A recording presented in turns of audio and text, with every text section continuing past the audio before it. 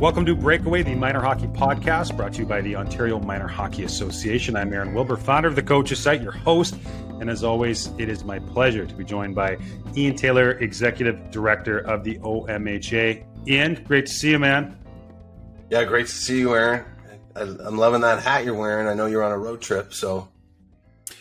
Yeah, well, it was pretty cool. Like I was saying, I was up in Penticton last weekend. I coached there. Penticton's in the BCHL, and so we won a championship in 2008, and we had a reunion of that team, and it was neat. Like our captain was Brett Hextall, Ron's son. Jim Neal, who's the GM in Dallas, his son Trevor was on the team. But like these guys flew back, and I had my little guy there. Other players brought their families. Like we had a suite and did a pregame ceremony, but our kids were ripping around, hammering brownies, getting hopped up, and it was it was. I'll tell you what, it was the most rewarding coaching experience I had, and never put my skates on or step behind the bench, just to see these guys as men now and where they're at, and it was like it was a week after we won it.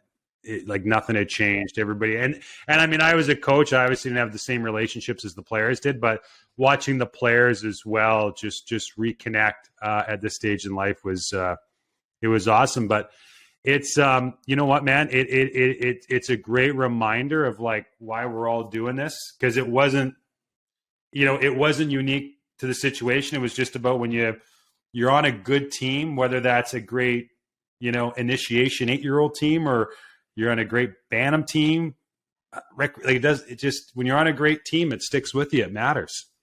Yeah, well, and you talk about like that's high level hockey unto itself, but when you're still talking about seeing these guys back as adults and as family people and professional people, I'm sure in different vocations, they found different paths in life, and So even though that was a high level of hockey, it's still about the people they became, right? And your hand in it. So you're right. It's an awesome reminder of the role sports can play in people's lives, and specifically the one we prefer to play, hockey, right? No, absolutely, man, and it's important, and again, I think it just gives you a little bit of juice and energizes you for these types of conversation, because I believe that every kid should be a part of a great team, because that's just going to stick with you. And that's obviously the role that you're in, is to help facilitate that. And, sure. All of our listeners, whether they're a parent, a coach, a volunteer, doesn't matter. We're all pitching in. We're all a spoke in that wheel to make that happen. Yeah, it's so cool. And I mean, it really is. You've got me thinking, when I do, I was at the rink this week and I saw a couple kids practicing, and I want to say they're 13 now, 13, 14, but I got to know them when they were, I don't know, about 9. So I see these guys kind of halfway through their hockey journey, and they're on the, cusp of going to high school and seeing them grow. But then, I see other guys that I've coached who now are, the ones of my younger son, they're either, transitioning university, college, that sort of thing, and seeing them in that light. Yeah, it's crazy. It's crazy when you think these are these little guys that you coached at some point, and now they're, and they still come, and it's beautiful because when you see them, they come up and say hello, and and it just it's awesome when they come up and shake your hand and look you in the eye, and it's rewarding. It's rewarding, and again, it doesn't matter how your power play worked or or how many games you won at that point, So it's it's a great point. You got to remember, and again, we've talked about it being such a, the journey, can be so quick, especially through minor hockey. It can happen in an instant, and to certainly enjoy it. Right. So those are great reminders, man. Well, it sure is. And that was just on that note, like that was probably my biggest takeaway. So my little guy is almost 4, he tagged along with me, and like he doesn't like to him. Like honestly, like we go watch a 10-year-olds play, and he thinks it's the same thing as he just thinks it's hockey, right? He just but he's around that energy with all those players and the connection, and you can just tell he feels it. And so when he turns 4, he's allowed to play on, and I'm doing air quotes here, a team here in Squamish where we're from. So after that experience, like in his little almost 4-year-old brain, like he thinks when he turns 4, he's getting called up to the New York Rangers. Like, but it's all because of like, you know what I mean? But it's all because he was around that group of people, and he felt that connection of like, this is a team. And now he's like, it's just, he just wants to be on a team so bad of his own. And I'm like, that's great. But it's also like, to your point, it's like, man, I got to do, I just got to be prepped to soak it up, because I know it's going to zip by, because man, that team was in 2008. That felt like yesterday. And it's just like, you got to soak it up and enjoy it. And, you know, whatever team your kid lands on, man, just do your part to make it a great team, because it's, it's pretty cool. So and I know we're going to move on here, but you've just reminded me that the two things my youngest guy, Aiden, especially when we were watching his older brother play, was Zamboni number 1. Zamboni was high on the list. You know, the hockey less so, and then also what team bus, you know, because you know the teams wrap the buses now with their logos. Yes, and, you know, the whole branding. You know, it was who has the bus today. So it was like whose bus was parked out front, all glitzed up. So Zambonis and team buses. So there you go. We love a good Zamboni. I've watched Zamboni be more laps in the last 12 months than I have in my entire life. But hey, we got a good. I think this is a really important episode for our listeners. I think it's a really good episode for you and I, because we're going to be talking about nutrition with Seanna Thomas, who's based in the Greater Toronto area. She has a company called Hockey Snacks, and she's a consultant on nutrition for athletes. And I've worked with Seanna in the past. She's taken part in our conference, but I think it's, you know, since that last time that, you know, she participated in our event until now, like, listen, we all know, we've all heard the adage, you are what you eat, right? Like, we get that. It makes sense. But since then, it's like you got, you know, Tom Brady's come out with TB12, and, you know, he doesn't like drink coffee. Like, you know, we learned that people like Russell Wilson and LeBron James, like, they spend 7 figures a year on their body. And a big part of that investment is on what goes into it. Like, it's really beyond you are what you eat. Like, this is, you know, what you eat is your livelihood. And, you know, so just to be clear, we're not asking any of our listeners or you and I to start investing 7 figures in our diet. But I think what we are asking is, hey, like, let's get a little bit more knowledge, because if we can set the table for the young people in our sport on what they're putting into their body, and just to be mindful of it, I think that has, like we talked about, like this transcends well beyond the game. This is going to be a lifelong habit. Absolutely, yeah. And I haven't spoken to Seanna before, but I know for the OMHA she's doing some content for us, and some information that we'll be bringing out to our families. So I'm you know, again, great source of information. But I think, to your point, you know, people are busier than ever, right? We talk about that. So again, limited time, you know, finances are always top of mind too. And so the ability to again, with kids spending time in the car, practice, games, tournaments, you know, how you just don't go to, you know, fast food, right? And again, we you know, there's we all like fast food, but with how busy kids are, making sure they're fueled.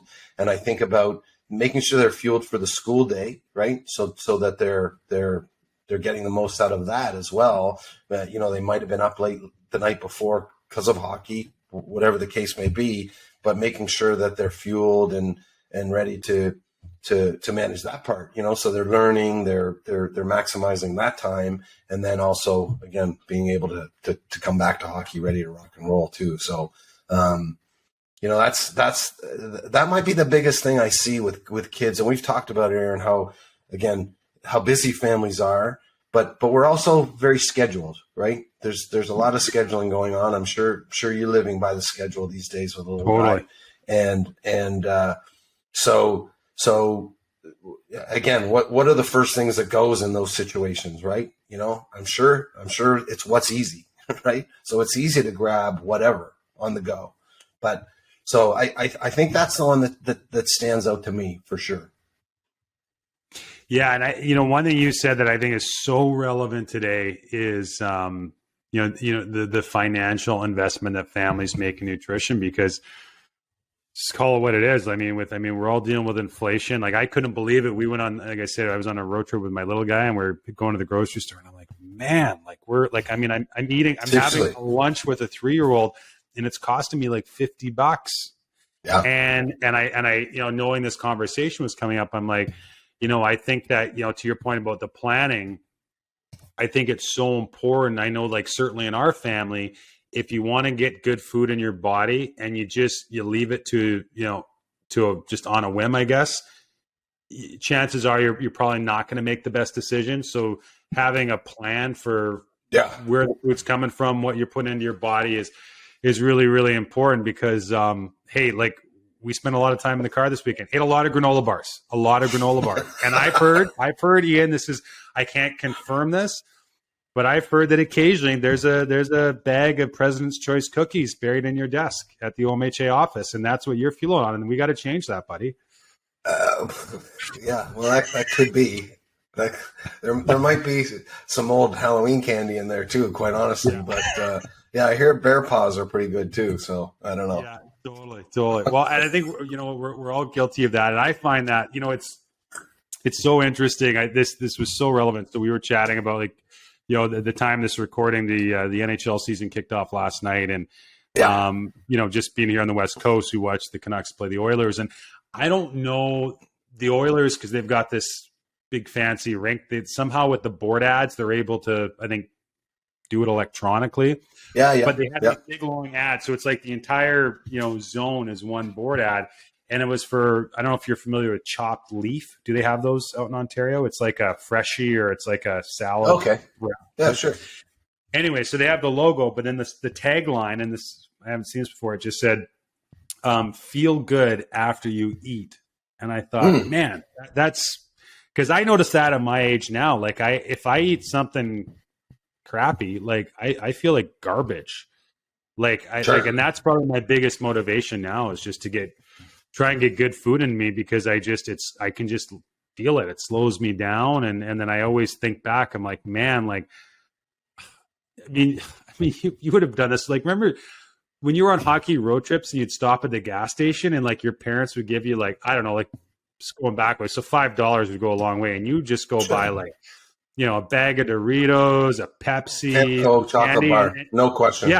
Yeah. And then you play 2 hours later, like, probably not the recipe. Like, Tom Brady would just lose his mind if he was on that bus. He would lose his mind. But that would be the go-to for sure. I'm to be honest with you, I'm still guilty of it. So there you go. So yeah. Well, it's okay once in a while. It's okay in moderation. I think that's important too. So listen, we're going to be back with Seanna Thomas of Hockey Snacks. And the goal by the end of this episode, for all of us, all of our listeners, you and me, we're all going to be the GOAT. We're all going to have a better understanding of what we're putting into our body. And, it's going to help us as people, but most importantly, it's going to help us help our kids make really good decisions, and hopefully not make it feel like it's a punishment or a chore, that they get into it, and they naturally go for the veggies and not the bear paws. The Coaches Site is a proud partner of the OMHA, along with many of the top development organizations in the world. The Coaches Site was created to provide hockey's top coaches, leaders, and performance experts with a platform to share their experience and insights with amateur coaches and minor hockey organizations, with the goal of enhancing the development opportunity for all players. A membership includes access to 500 hours of educational videos, a library of over 700 drills, articles breaking down the latest tactics and systems, and our newly released Initiation Skills Series, which provides a video-based development curriculum for the first 3 years of a player's minor hockey career. Regardless of the level you coach, the Coaches Site is going to provide you the ultimate coaching toolkit. Listeners of the Breakaway podcast can save 25% off an annual membership by using the code OMHA when they register. Again, use the code OMHA and get registered today.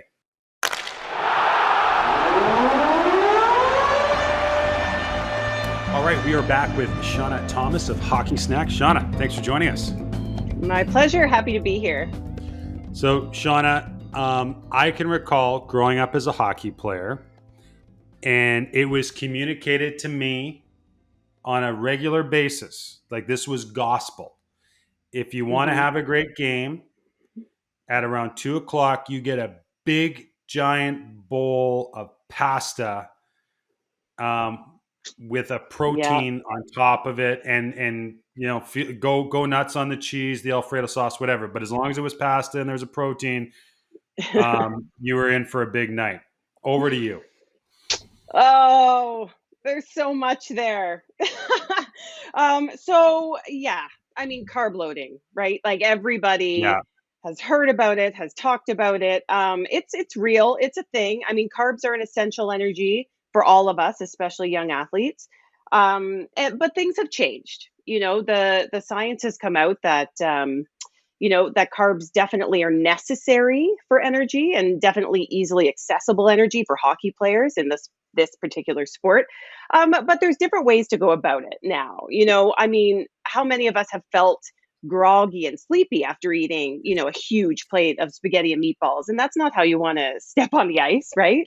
So there's different methods to carb loading. And the reason that we do it is you're giving your body you're basically filling up your energy stores, right? So the body turns all carbohydrates into sugar. It sits in your liver and your muscles, just waiting to be used. But there's different sources of carbohydrates that we can turn to these days. And that's why I always tell the players that I work with or the teams that I work with, look to smoothies. Like having a smoothie is full of fresh fruit, which is carbohydrates. There's carbohydrates in milk or milk alternatives.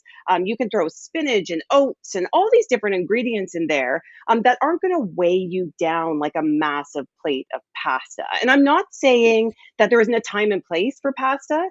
Definitely there is. Like if you have a big tournament coming up where you're going to play 2 to 3 games in a day, you want to start loading up like 3 days before that tournament, eating more carbohydrates. Really? So yeah, and that'll include pasta.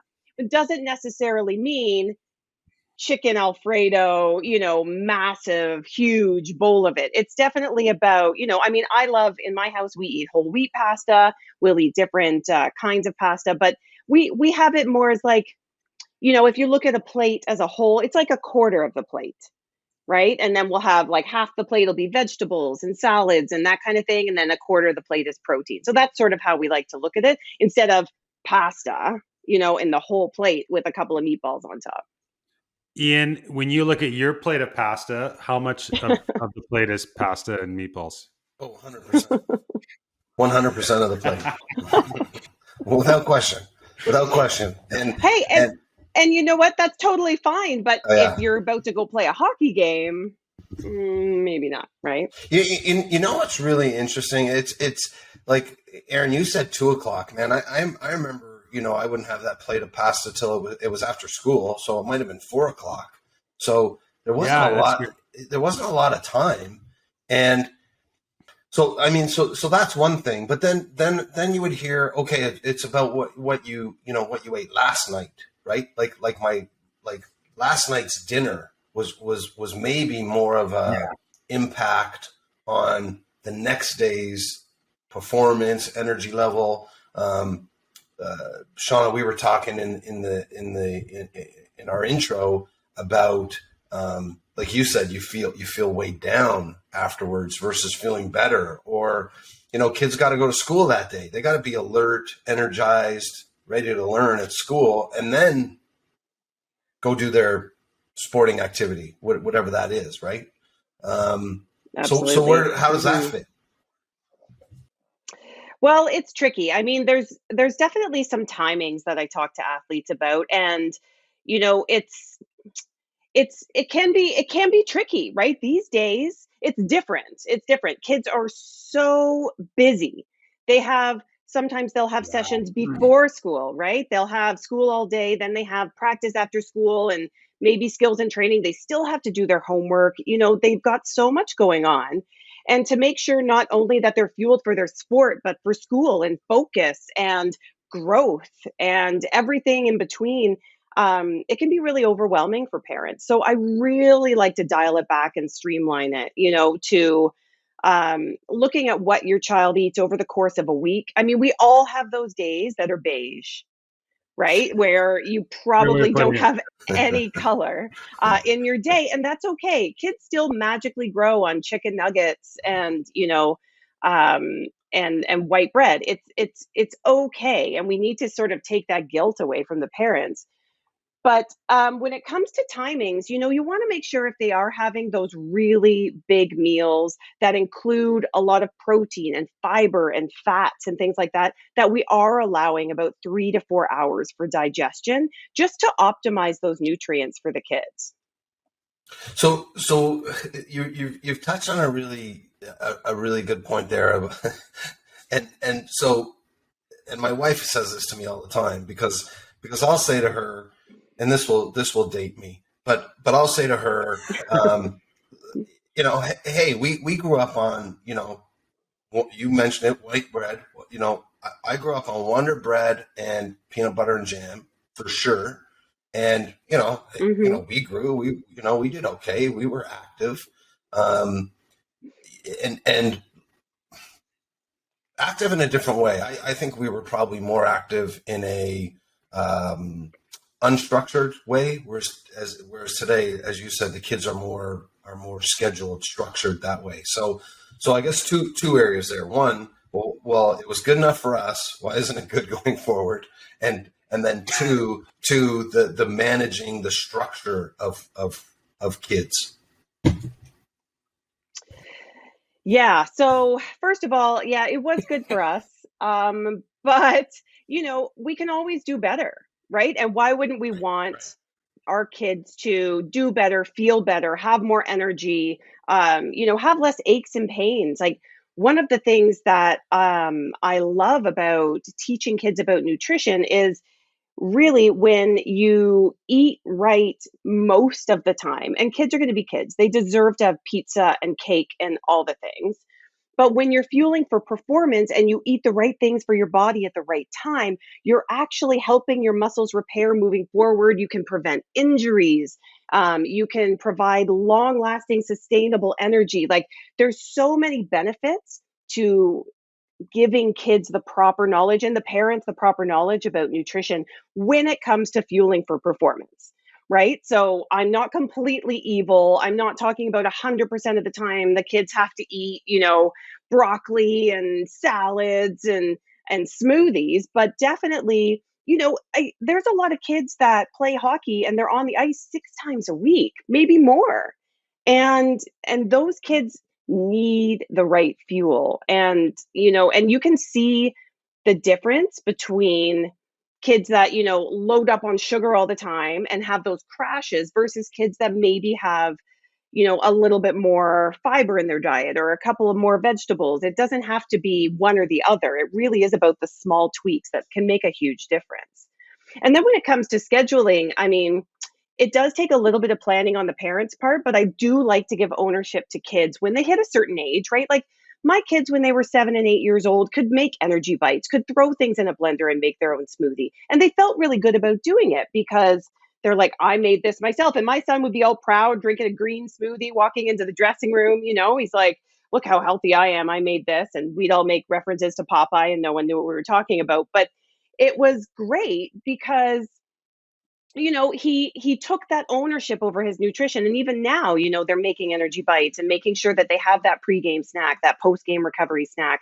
And when you're prepared and you have those things available to you, and parents can support their kids by having the right foods, in the pantry, in the freezer, then they're going to always have something available to them in those, tiny little moments of time in between school and practice, or, late night when they get home and they're exhausted. They know what's going to make their body feel really good. I'm a little bit taken aback about the peanut butter comment, because I'm pretty sure like I would have needed two hands to count the amount of jars of peanut butter I went through as a teenager for sure. Mm-hmm. But you talk about like planning ahead. So like I know like we don't leave our house without we call it a snack pack. So we just have a little backpack, and in there is a couple Tupperware containers, a couple pieces of fruit, whatever. Like, what are the staples that you would recommend that's accessible to everybody to say, hey, like, let's, try and have these sort of things on hand. That can be portable, whether you're at home or at the rink, wherever, that parents can recall the next time they hit the grocery store. For sure. So if there are no nut allergies, I love trail mix. Oh, yeah. Because trail mix is one of those things Yeah. you can customize. The kids can make it. They can choose nuts, seeds, dried fruit, what they like. Oh, that's Throw a it great in a idea. bag or a jar. Yeah. Oh yeah. And then And you how can just many keep it M&Ms do you put in your trail mix, Shauna? I like 0. a couple handfuls. No? Okay, I'm joking. There might be a chocolate chip or two, though. There might be a chocolate chip or two. Fair enough. Nice. You have to make it fun. Sometimes we'll throw in dried cereal, popcorn, pretzels, keep it interesting. Doesn't always have to be just like nuts and dried fruit. But let your kids make it. They can shake up the jar. They can keep it in their hockey bag, apart from, nut allergies, like I said. But you can keep it in the car. It's good in the summer, in the winter. It's one of those things that's a good that, point, yeah. yeah, it's a really awesome snack, and it's going to contain carbohydrates for energy, protein for muscle repair and recovery, healthy fats to help fight inflammation. I mean, it really is everything. You just need to make sure you're hydrating as well. Well, no, I just want to ask about the hydration, because that's, I feel like that's kind of become as simple as it is. I feel like that's almost the new super tonic for athletes these days. I mean, you just got to have the big 2-liter jug with you at all times. Yeah, I mean, water, I always say water always wins. Definitely. Yeah. Hey, I've got the same thing going on here. You have to have water. And like we were talking about, these kids are on the ice. I'm a tea drinker. I am. Well, I have that too. It's all the liquids all the time. But I really think it's important that we get our kids to enjoy drinking water.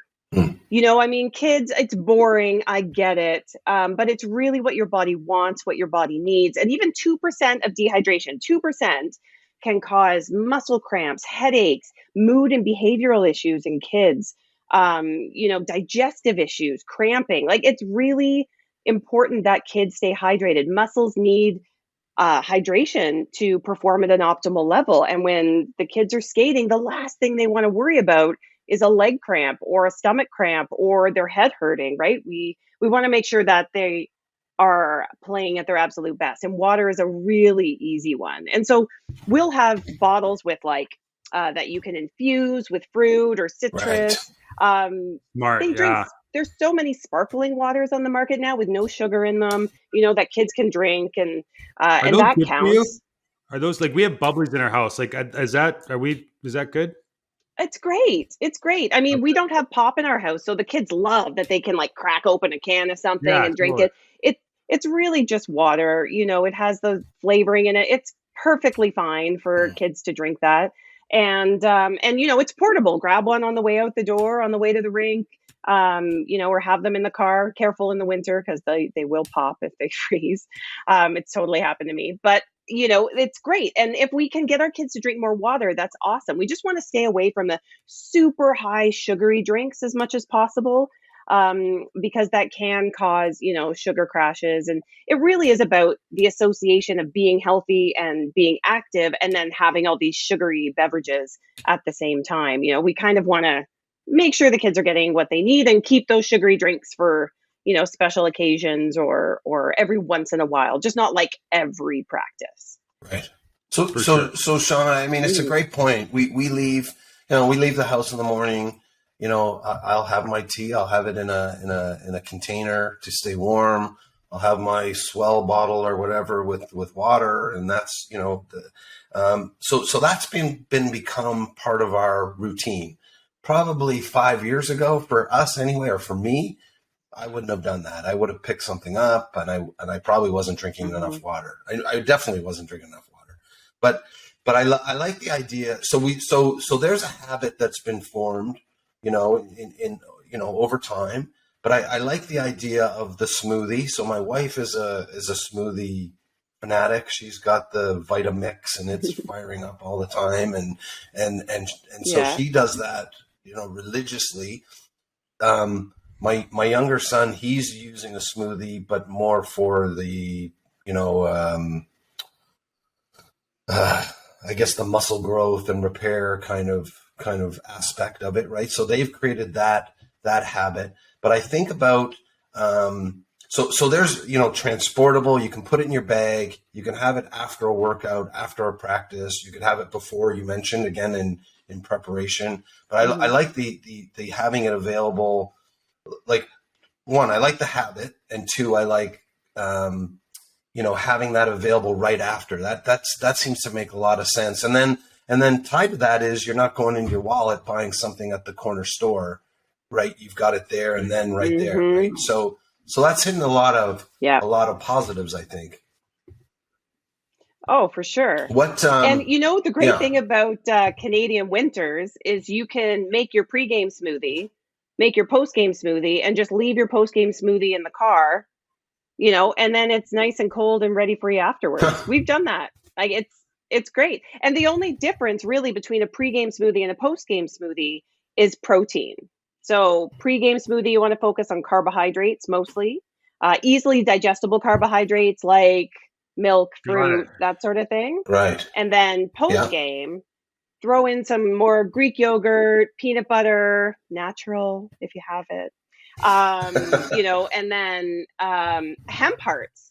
Hemp hearts are like this superfood that blend right into a smoothie. They've got tons of protein. They have omega-3 fatty acids.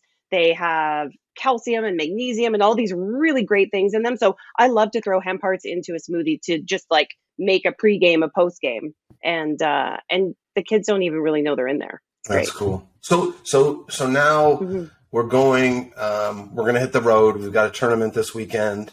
I know, and again, we are avid tea drinkers. So if we're, one of those other habits is we would take a kettle with us. So we could have a cup of tea at night, the next morning, whatever, right? So there's another habit we have. But how do we take the smoothie? Can we, I guess we could take the smoothie on the road with us, or what else can we take on that tournament weekend? And again, I'm thinking, I'm thinking two minds. One, I'm thinking, you've got an early game and just being able to fuel appropriately, so we're not going to junk. And then two, cost. Staying over at the weekend can be expensive enough, right? So, and you're going to have a team meal at some point, which is cool. So, but I'm thinking, probably specifically mornings or then between games, that sort of thing. So how can we make that part of our habit as well, our routine as well? So that's a great question. And I get asked about tournaments all the time. And we have one coming up as well, an away tournament in a couple of weeks. So what I like to tell parents when they're packing for a tournament is you really want to pack sort of things from every category. So I like to pack, for my son, and you're right, like it can really add up if you're going out and grabbing breakfast, if you're going out and grabbing lunch and whatever. So to have a few things on hand, just if they're hungry, is really great. So What we do is I have, brought the blender with me and done that as well, because most hotel rooms will have that little fridge and freezer. Yeah. But if you don't want to do that and you don't have like a little one, you know how some people have like the small portable blenders? Those are great because they don't take up, all the space. But if you don't want to do that, you don't have to. You can change it up by we'll bring bagels, peanut butter, jam, for the mornings. We will bring milk. I will bring hard-boiled eggs. So hard-boiled eggs are one of those proteins that the body can digest a little bit faster than other proteins. So eggs are a good one to have if you have at least like an hour and a half. But there are some kids that don't want to eat, when it's an early morning game. They don't want to have a bagel. They don't want to have eggs. So, oatmeal is another good one, especially if you bring a kettle. Just bring, packs of oatmeal. But if your kids don't want to eat, first of all, it is a habit to develop. Eating before a game, eating after a game. Some kids just don't have that hunger. They might be a little bit nervous. Their stomach might just not be feeling the food. So having liquid options like milk or milk alternatives, or even if they're just having a little bit of juice, or having an orange, something that has like some kind of carbohydrate, simple carbohydrate in it. So we pack a lot of fruit or yogurts, and milk as well. And we'll just load up that little mini fridge. And that way, even in between games, if they don't feel like having like a massive sandwich or going out for lunch or something, we know we have some healthy options that they can piece together to make a meal, or at least carry them through the next game until, the big team dinner. Yeah, for me, and Aaron, just before you go, just for me, I'll throw in there. We've all sat in those restaurants where it's like there's 5 teams in there and it takes 2 hours to get fed anyway. Like the kids are restless. Great point. Yeah. The kids are restless, right? If they can grab and go and I find, then they'll go and find something to do, right? But that is like, that might be the most frustrating experience, having a bunch of kids and expecting them to sit still for an hour and a half. You know what I mean? So the grab and go option to me is you're going to save yourself stress on top of it. 100%. Well, so on that note, Seanna, so like I coached junior and college hockey, and for anybody that's been at those levels, I think they can relate. Like, you get back on the bus, and you got a stack of pizza in the front row, and that's what you feed the guys. And I mean, I get that there's, everything's in moderation, but like, I mean, well, man, like Ian's son's coaching in Sault Ste. Marie. I mean, he's going to learn all about the bus trips this year. Sure. Like all of a sudden you're playing 3 games in 2.5 days, and you're hammering a couple wheels after each one. Like, it probably isn't great for the players. I'll put it's definitely not great for the physique of the coaches. What you talk about, like that's sort of the difference between an ideal pre-game or pre-competition meal and a post-game. What does a post-game meal look like? You mentioned protein's important. Yeah, so definitely when it comes to post-game, the first thing I like to tell athletes is to eat right away. Eat within 30 to 60 minutes of getting off the ice. Your body is like primed and ready to, accept and utilize all those nutrients you're giving it. You want carbohydrates to replace the energy stores you just used up. You want protein to help the muscles repair and recover, and some healthy fats, like I said, to help fight inflammation, but also for focus and for general overall health and wellness. These guys need fat in their diet. And afterwards is great, because if you don't have another game, like if it's not a tournament situation where you're not back on the ice in a couple of hours, you can load up. This is when you can have your heavier proteins, your fiber, your complex carbs, all of that stuff. So for post game, as long as you're hitting all of those nutrients, you can have the spaghetti and meatballs, you can have, the chicken and the rice and the broccoli and all this stuff.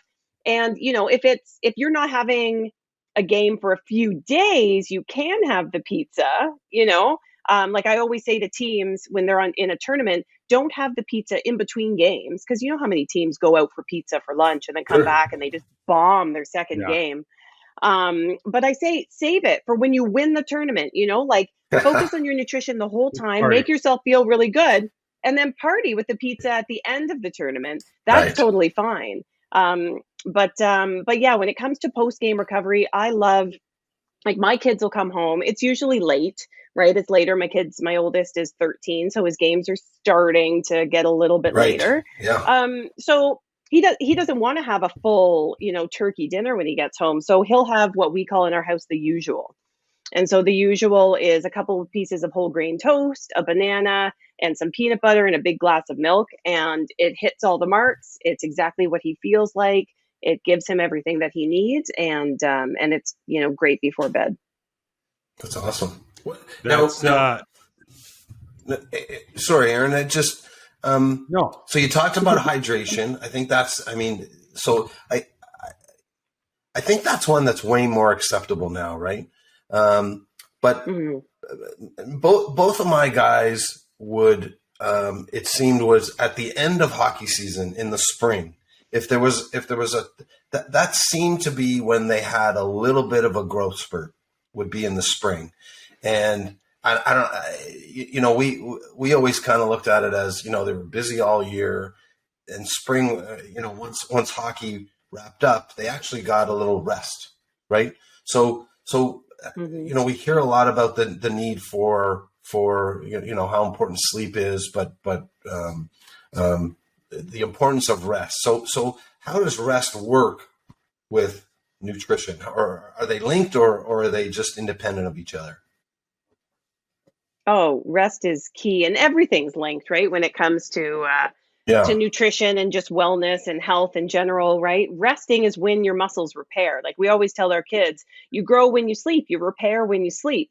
Right. So they need that downtime. It's important. If you're constantly going, like I always tell players, when you're playing hockey, when you're practicing, when you're working your muscles, and this is for any athlete really, as your muscles grow, they create micro tears.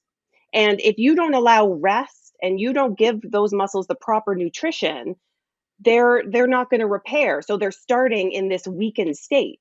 And then you're creating more micro tears, and then eventually that's going to lead to an injury or soreness, or something that you don't want, right? But if you have those micro tears and you heal them, and you repair them at this state, then they're strong for the next time you get micro tears, and you're just creating this amazing pattern to really repair those muscles. So I totally agree with you that rest is important. Sometimes we have to force it on our kids, right? Like a lot of these players are just active individuals in general, like they have a day off, they want to go play basketball with their friends, Sure. They want to go bike rides, they want to do all this stuff, and it's great, and it's different muscles, and I love that, but at the same time, really making sure that our athletes are getting the proper rest is really important. And in the off season too, it's a great time to practice that nutrition too. Come up with some new pregame meals, some postgame recovery stuff. That's a really great time to practice when you don't have any important games or tournaments coming up.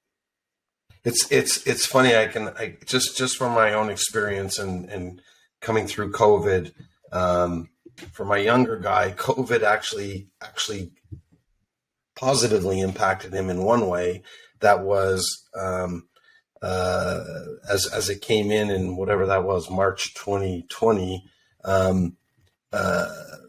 School was online, so he slept a lot, and he was able to work out. So he worked out in the garage or whatever, right? He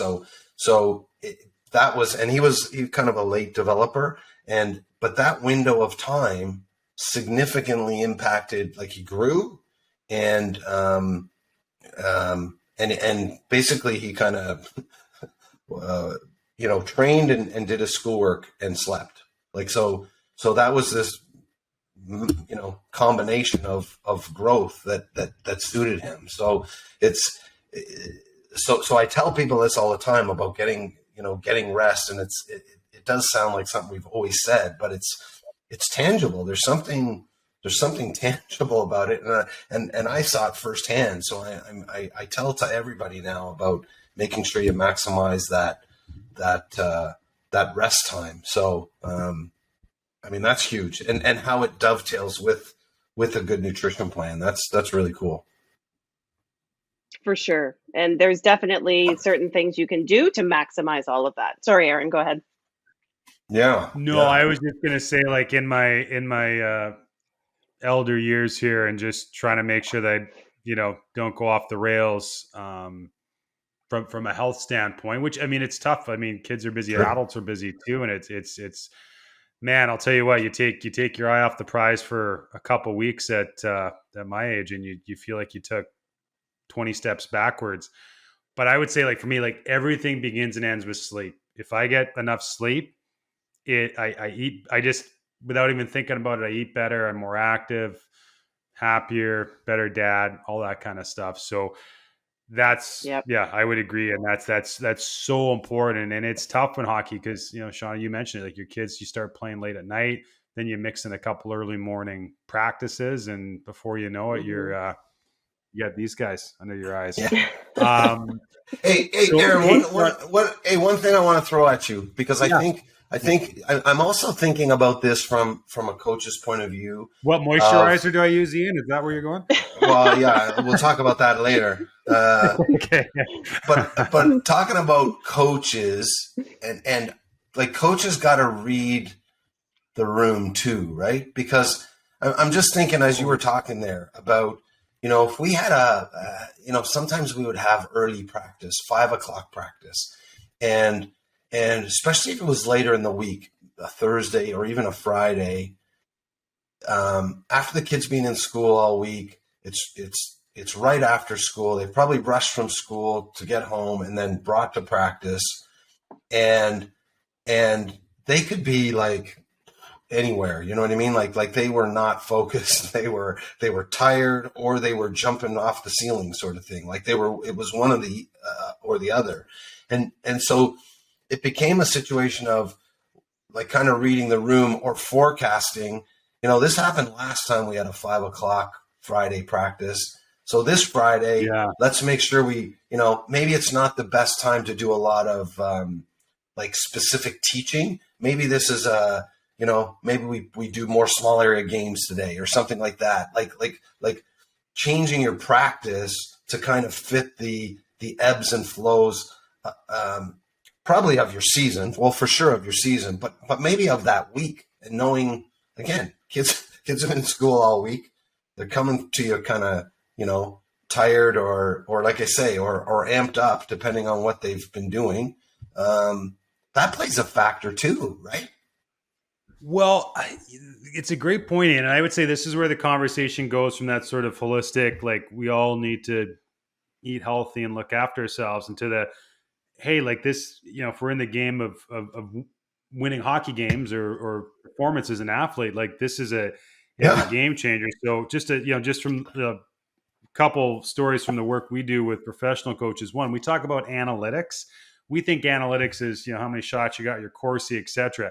Yeah. Analytics is just as much about measuring the performance of players and connecting all those dots to what time did we practice at, what time did we fly, what did we feed the players, did we get on the plane right away after the game, or did we sleep in a hotel and then get up the next morning and fly? That analytics departments are measuring all that, and they're so in tune with it. I can remember here in Vancouver, so when Mike Gillis was the general manager, the Canucks go to the Stanley Cup playoffs, and he was incredible. Yeah, he was incredibly progressive. But another thing he did is, all of a sudden in their locker room, they did this huge renovation, and in the players' lounge, they had literally a Vegas style sort of kitchen buffet area, and they made it a priority for the young players. They gave the older players with families, some really clear guidelines on what to put in their body. But if you were a young single player on the Vancouver Canucks at that time, you got up, you got to the rink in the morning, you had your breakfast, you had your post-practice or your post-game meal at the rink, and they had a fridge, and it just was like labeled, and the kids would grab, or young players would grab food and take it home with them because they didn't want them eating on their own.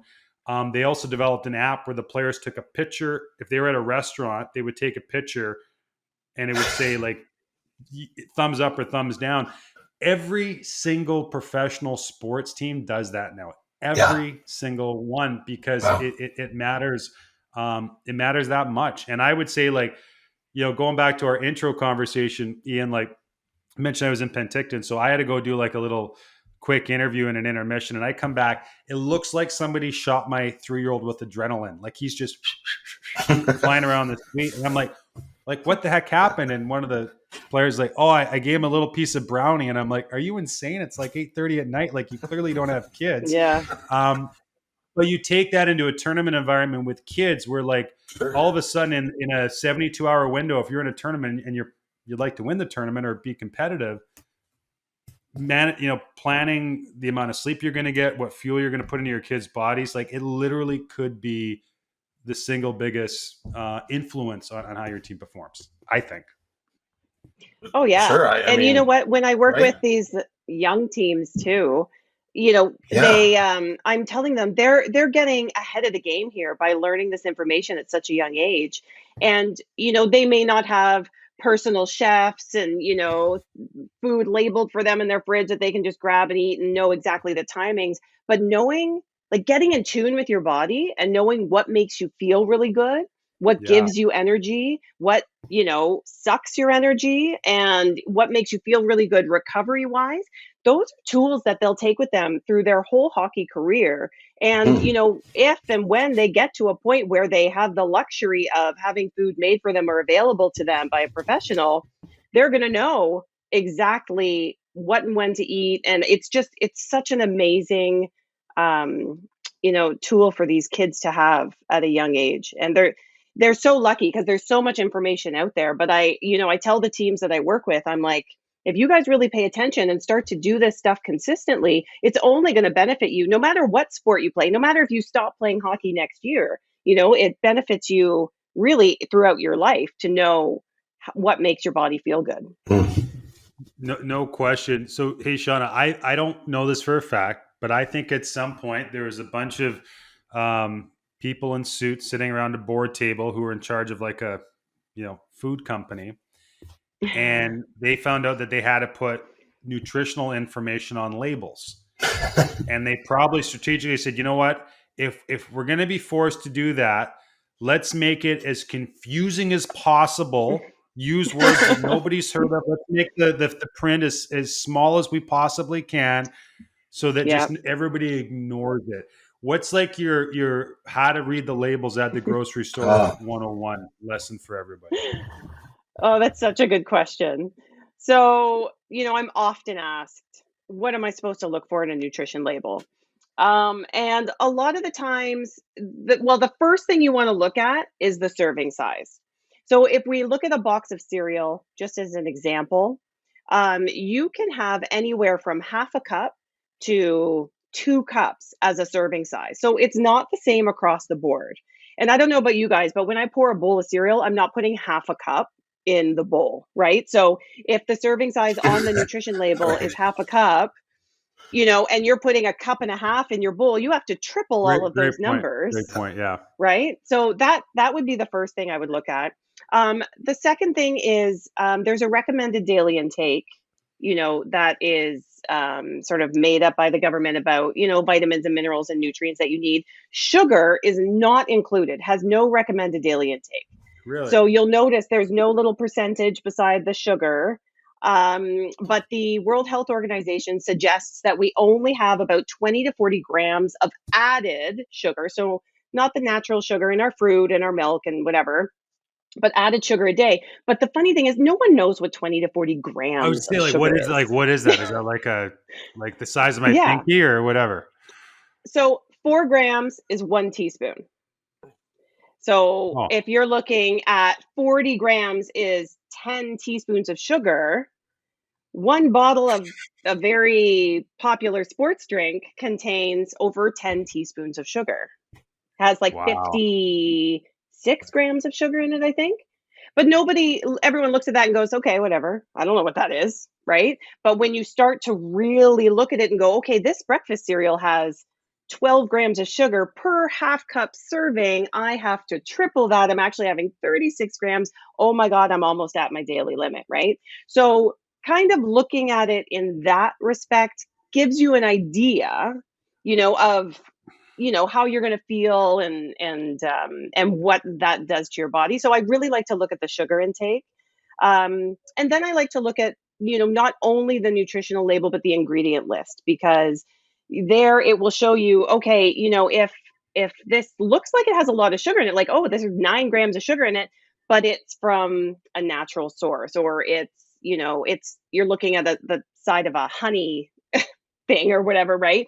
Then that that's naturally in that product. But if you see, 10 different types of sugar in there and I mean, sugar can come under over 100 different labels. So it's hard to always know that they're sticking sugar in there. But,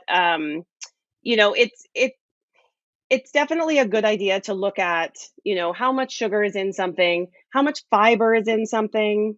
I like to have at least, well, when we're talking about breakfast cereal, I like to keep the sugar under 6 grams a serving and the fiber at like 3 or above.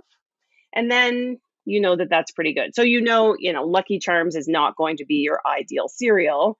But I know, so sorry. They're magically delicious. Oh man. Magically delicious.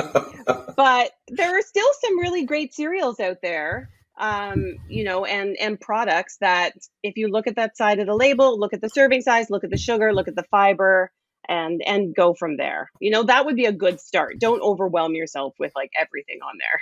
Two days ago in the grocery store, I was telling you I'm solo parenting right now, so not to bring anything back to my 3-year-old. But Aaron just went to the grocery store for the first time and found out how expensive milk is. Just so you know. That's also true. But I'm in the grocery store and I turn my back and my little guy's gone and I'm like, oh my God, and I'm like running down the aisles and I find him and he's in the cereal aisle and he's just glued and it's like Lucky Charms, Count Chocula, like all the stuff. Oh, yeah. And like the cereal we get him, like the Nature's Path is like way on the other end of the aisle. And he's just sitting there, he's like, Dad. And I'm like, oh my God, like how am I going to get him out of here without getting him like the bowl full of sugar cubes? So anyways. Oh, marketing is crazy. You know what's interesting with regards to the sport drinks, Aaron, your example of your little guy having the brownie. My younger guy, if he had a sport drink, you could almost like time it that it was like it hit the bloodstream and it was like it was tangible, like really. Yeah. So it's funny how certain things hit differently or have that reaction. I mean, that's like you can tell it's visceral, like there's an actual reaction to it hitting bloodstream. It's crazy. Do you find that's true with you, Ian? Like, sorry, Sean. Like, I find like you say you drink tea, so I'm trying to get back in the tea game because I can drink. I'll get up in the morning, and I'm usually 3 cups of coffee, and like literally by 1 o'clock, I'm just like done, and it's clockwork. Yeah. Clockwork. Yeah. I was going to say, I don't want to demonize sugar completely because, sugar is a form of energy for our kids and they can use it to their advantage for sure. But if we pair sugar with something that has fiber and vitamins and minerals, it's going to help sustain that sugar and it's almost like a slow drip of sugar into the bloodstream versus just like that quick hit, That's why Ian always has a stalk of broccoli beside the little bag of cookies in his desk drawer. That's what those little trees are. Yeah, sure. Balancing it out. Yeah. Seanna, I do have a question, and this is a more of a. I think I'm trying to think in practical terms. My wife is always pushing me to eat better, and I don't to the level she wants. But what I would say, but how about small changes? So what I would say, we talked about the bowl of pasta. It's like, I don't like the portions I eat now are nowhere near to what I once did. So one, if nothing else, I'm eating smaller portions, right? I'm not eating till I'm stuffed, and then, you just kind of sit there. So that's one, but there's other things, it's like alternatives, instead of having bacon, it might be, back bacon or pea meal or something like that. Or like you said, like whole wheat pasta, that's entered our life a little bit, So alternative, like those ones that where it's like, you like this, but here's a better option. What are some examples or maybe favorites you have? Or Aaron's got something here too. No, Sean, if you say don't eat bacon, I'm probably getting off the call. Don't eat bacon before a game. How about that? Okay. That's as far as I'll go. I can live with that. As far as I'll go. Okay. So yeah, I think making, like you said, those small, simple changes are the key to sort of overhauling, a healthy diet in general. So what I like to do is tell people to just kind of look at their pantry, and when they run out of something, so if they have like white rice all the time, when you run out of it, what could you replace it with that could be a little bit healthier, something different to try? Brown rice is sort of an obvious choice there, but you could look to, quinoa maybe. Try quinoa for a little bit and see how that works out. Or, replacing your Wonder Bread with like a whole grain bread. And just making those tiny little changes can have a huge difference and a huge impact on a family and on a player. And it's the same when I talk to kids about the timings, right? There's so many different timings. I only touched on a couple, but I say just work on one. Try and develop that one habit, like eat a banana or eat a piece of fruit or something that's easily digestible, that's carbohydrate focused 1 hour before your game, and see how you feel. But do that for like weeks until it becomes a habit, until you're running out the door, you're grabbing, your hockey bag, your sticks, and your pregame snack. And when that becomes a habit and it works for you and it feels good, then we start to introduce, that 30 to 60 minute after the game. Then we can start making that a habit. And when you do that, it might take a whole season, to really develop habits in all these different ways, but it's really the best way to do it. Because the change, this is probably true of anything, right? Change 5 things at once is daunting, right? And we want to have success. So that's what I'm thinking. Chip away and small kind of incremental steps, especially, again, I'm a picky eater. My guys are picky eaters. So that would be the model for us for sure. Just chip away. Yeah. And set yourself up for success. Mm-hmm. Yeah. That's what I'm thinking. Yeah, exactly. So it can become a habit. Yeah. That's like, I think ultimately that's the goal, right? So then you're not, you're not thinking about it. You just do it. It's like I say, it's like taking your cup or your bottle of water in the morning. It's just automatic, right? Absolutely.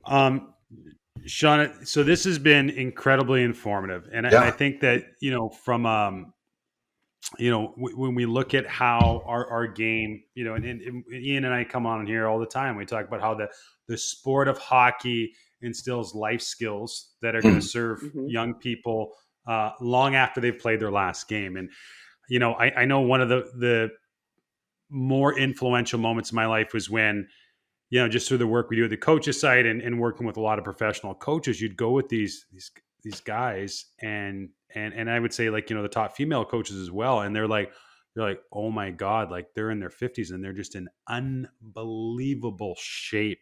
Like they take such good care of themselves. And you start asking her like, and it's always like, I think especially for guys, it's sometimes an uncomfortable situation. Like, gosh, like, Ian, you look great. Like, what are you doing? Like, but you'd ask them and they're like, I can't ask my players to look after themselves if I'm not setting the example. And I think as that relates to this conversation is that if we really want to have our young players to adhere to good dietary habits, I guess, then as coaches, as parents, we got to be the ones leading the charge. Is that fair? Is that kind of, I think like for me, that's probably been a really big takeaway is that at the end of the day, my kid's going to eat what he sees me eat.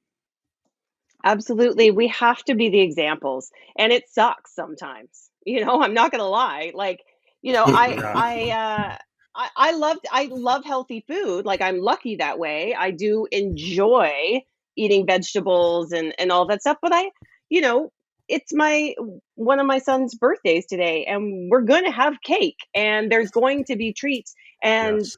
you have to model that behavior as well. It can't be 100% in Right. either direction, right? And I think modeling the behavior, especially when it comes to fueling for performance, being that example, eating well, doing the work, showing up on time, getting that rest, it all plays a part. And it just, it reflects in your players and your kids and your family, and it's important. Well, Seanna, listen, I think this is such valuable information. And just before we go, can you just give all of our listeners a run? I know you do. They can obviously read more tips on the OMHA website, but can you give them some, just let them know where to find you directly?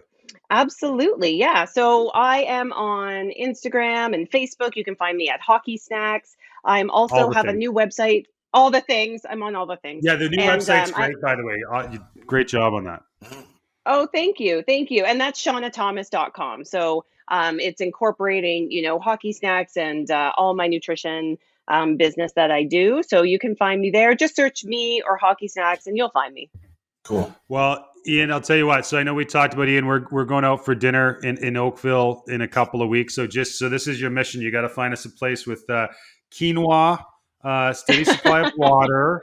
We want a rainbow in the bowl. So I'm going to leave that in your hands to make very sure good. that we're eating healthy and taking care of ourselves when I'm out there. And Seanna, thanks so much for joining us. This has been awesome. And to everybody listening, this is obviously we're talking hockey here, but this is great life advice that we can all run with. So thanks again for your time. Thanks for having me, you guys. This was a lot of fun. And I expect a picture from that dinner.